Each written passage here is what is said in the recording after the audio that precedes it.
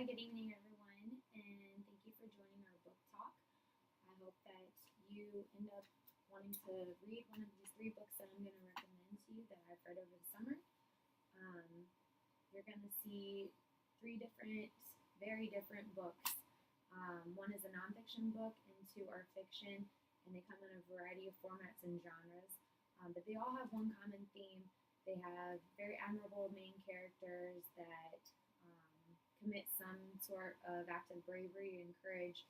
And the first book that I'm going to talk to you about is the nonfiction selection, The Boys Who Challenged Hitler. This is a true story of a group of teenage boys who got together and formed a resistance club against the Nazi Germans.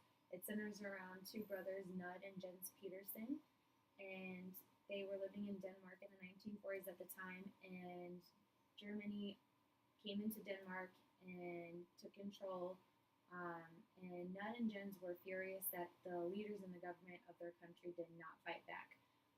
They were seeing in the newspapers that Norway was forming soldiers and resistance groups to fight against the Nazis and the German occupation of their country, and they did not understand why their country was not doing the same. A few of their classmates felt the same aggravation, so they formed the Churchill Club, named after Winston Churchill, and took it upon themselves to start doing acts of sabotage against the German army.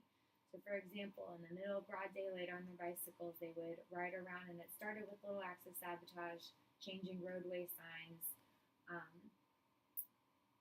stealing German weapons, and then it even got to where they were making their own bombs to bomb German army vehicles and German army buildings.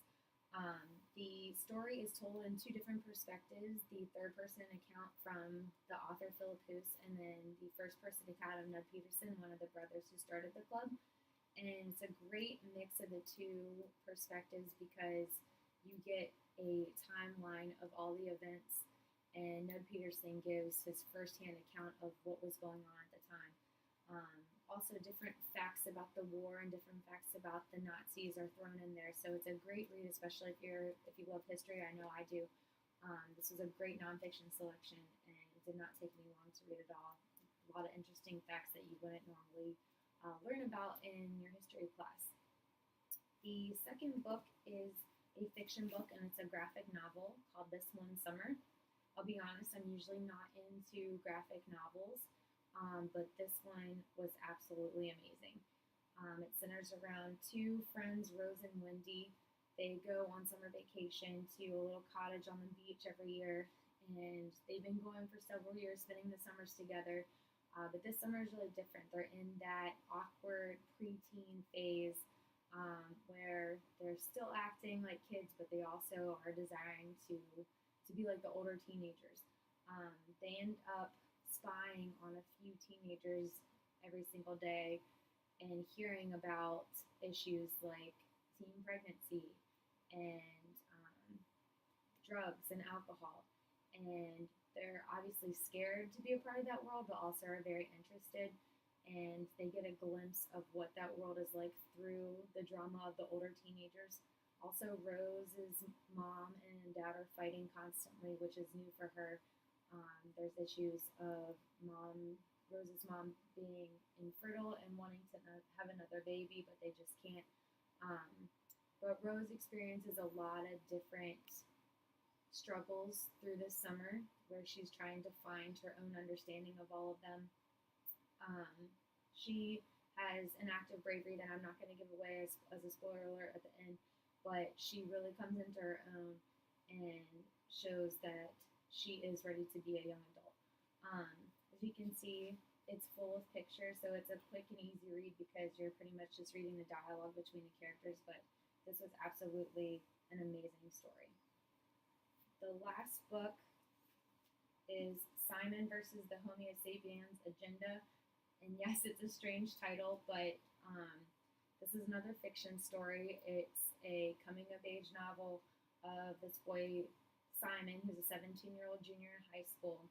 He has an anonymous pen pal named Blue, is his nickname, and they've been emailing back and forth for several months. Simon is a gay teenager who has not come out to his friends or family, only to this anonymous pen pal Blue, who is also gay, and they rely on each other so much through their emails. They open up to each other, and it's the one person that they feel like they can be themselves to, even though they really don't know each other's identity.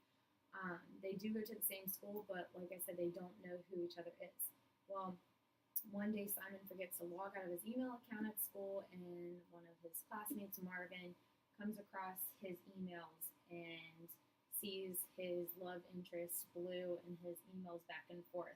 So he threatens to um, blackmail Simon. He wants Simon to help him with getting this girl, Abby. And if Simon doesn't, then Marvin threatens to post his screenshots of his emails on this social media site called Tumblr. So the book is about Simon trying to play matchmaker for Marvin while trying not to have his secret exposed to his friends and family, and risk having Blue's identity be exposed as well, because that's the one thing that he does not want to lose, is that relationship with Blue. Um, so the story is really exciting. You're trying to guess who Blue is, and if Simon will ever not have to be blackmailed by Marvin.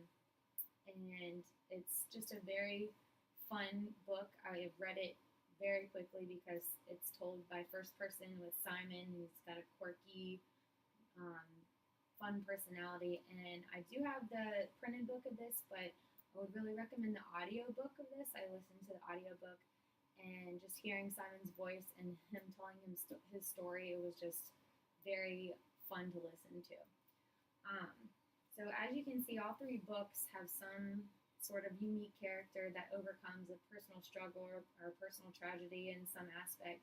And while they are different formats, graphic novel, fiction, nonfiction, I think they're great summer reads, and I think either one you would be very happy to check out and read this summer. All three are available at the public library, and I hope that you pick one to enjoy. Thanks.